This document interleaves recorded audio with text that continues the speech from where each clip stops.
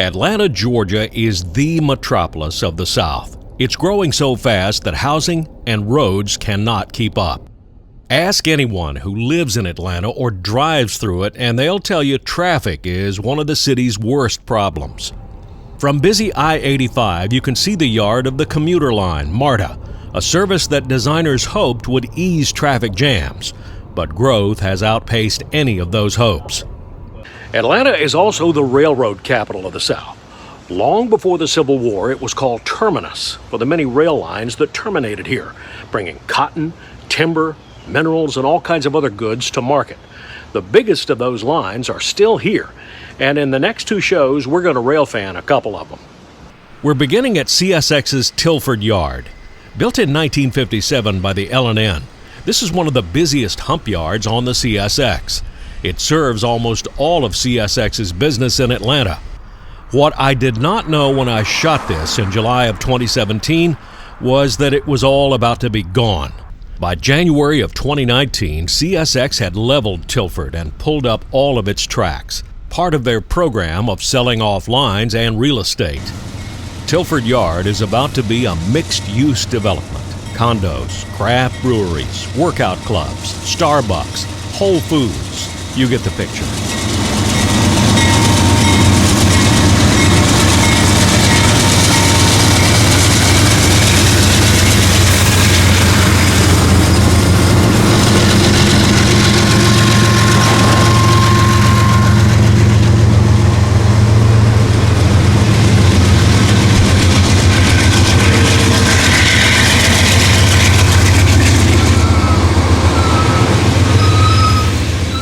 So I skip up to Marietta, about 15 miles north on the W&A sub, where I almost immediately run into a southbound grain train.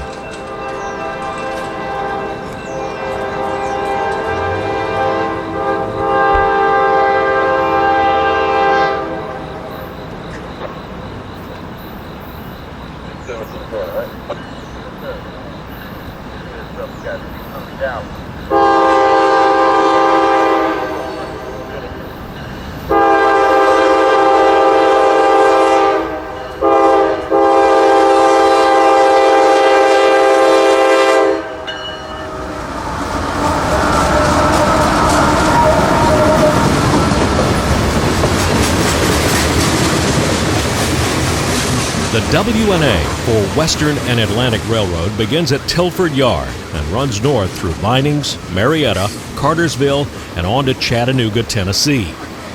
The Western and Atlantic is owned by the state of Georgia and was leased long ago to the NC and St. Elf, which was eventually absorbed by the L&N, which became part of the Family Line system. That became the Seaboard system, which became half of CSX. The state still owns the land, tracks, and all improvements, and CSX is still leasing it. Along this line is a walking biking trail that runs from Kennesaw Mountain to the Chattahoochee River, my kind of rail to trail, where the rail still has trains on it. Exactly 2 miles north, I found a spot and an absolute signal just by accident. I believe this is a control point called North Elizabeth. The signal was green, so I got everything ready. Down there was the short line Georgia Northeastern Railroad. There's a lot of industry around here, and I'm guessing they handle a lot of their business. In a couple of minutes, I was hearing the unmistakable chord of a GEVO horn. 3 GEs leading Q542, mixed freight from Rice Yard to Queensgate Yard, Waycross to Cincinnati.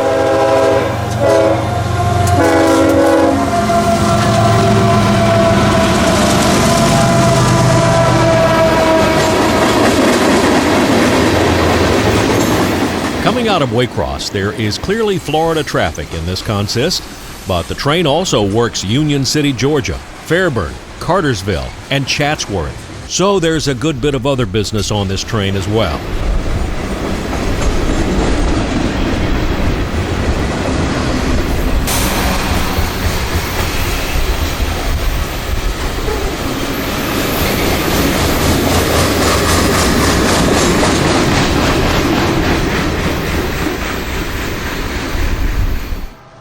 From there, northward I went, stopping at Cartersville.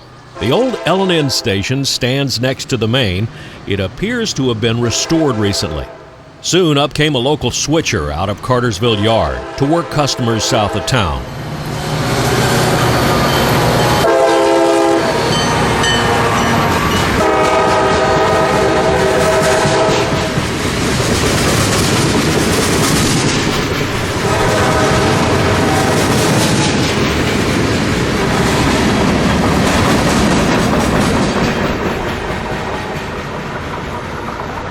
Next stop was about 50 miles north at Dalton, Georgia. This is where the W&A main line crosses the Southern.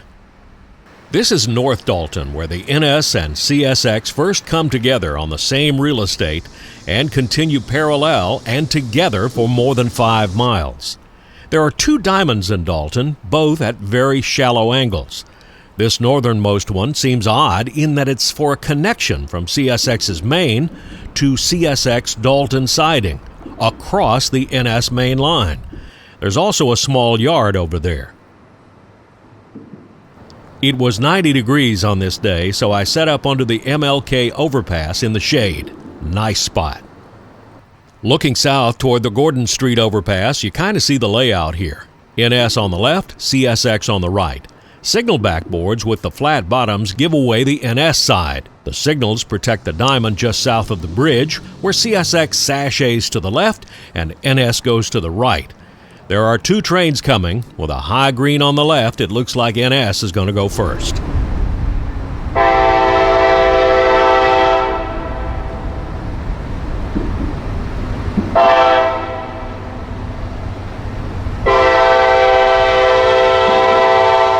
He was an EMD, a GE, and a long mixed freight rolling south, presumably toward Atlanta's Inman Yard.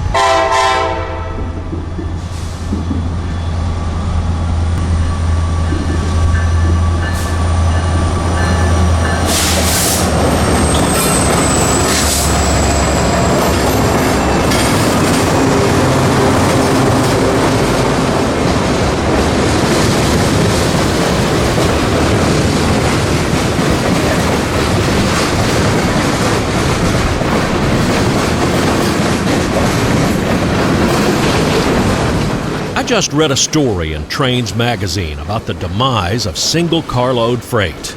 If that's true, this train still ain't heard the news.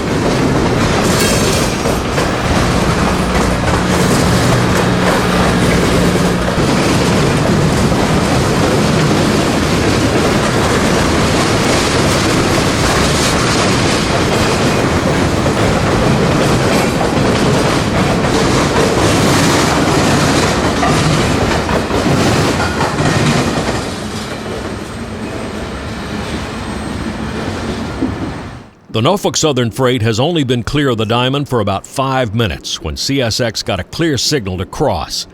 It was Q241, auto racks out of Walbridge, Ohio to Baldwin, Florida. Coming into Dalton from the north, the W&A apparently runs slightly uphill because it looks like the engineer had to add some throttle to get his train into town, and that GE locomotive in the lead wasn't too happy about it.